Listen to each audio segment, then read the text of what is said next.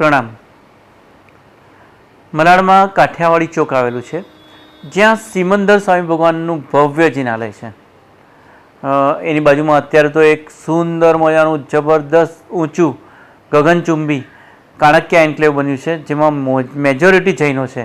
આ જૈનોને બધાને ઉતરતાની સાથે જ એમના ટાવરમાંથી ઉતરે એટલે તરત જ આ સિમંદર સ્વામી ભગવાનના દર્શન થાય છે।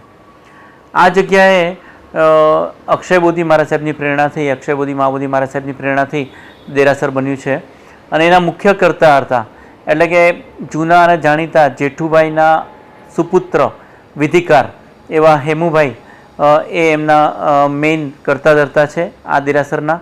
અને એમણે કીધું કે મારે આ દેરાસરમાં પટ વગેરે બનાવવા છે અને મારે આ દેરાસરને એવું બનાવવું છે કે કોઈ પણ અહીંયા આગળ આવે તો ભક્તિ ભાવમાં અને જાત જાતના તીર્થોના દર્શનની અંદરમાં એના શુભ ભાવો અતિશય વૃદ્ધિ પામે।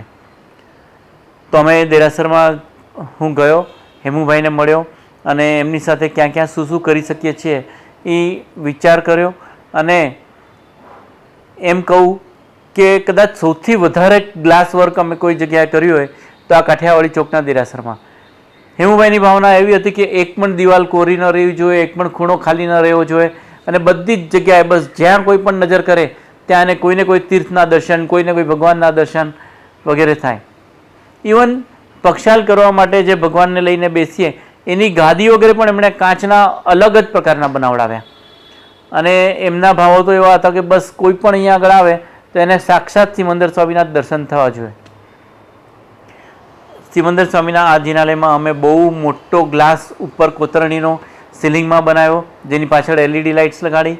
એમાં પણ બહુ કષ્ટ પડ્યું, બહુ મહેનત લાગી, પણ ત્યાંનો સ્ટાફનો સપોર્ટ, હેમુભાઈના રાઇટ હેન્ડ એવા સનીભાઈનો સપોર્ટ અને બધાના સહયોગથી ખૂબ સુંદર કાર્ય આ જગ્યાએ પણ થયું।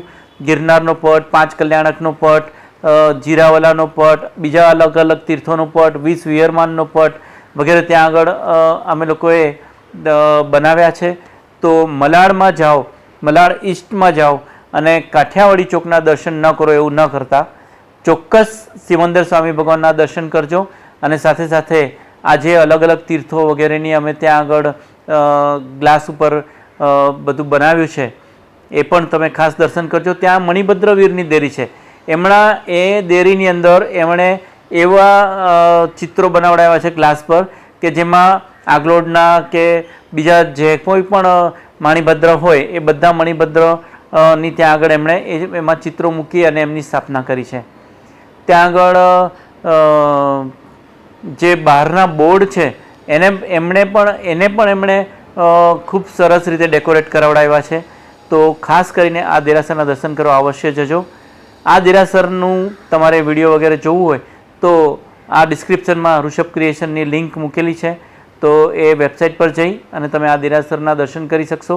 પણ હું તમને એમ કરવાનું નહીં કહું, એની બદલે એમ કહીશ કે મલાડ જજો અને દર્શન કરજો। ધન્યવાદ।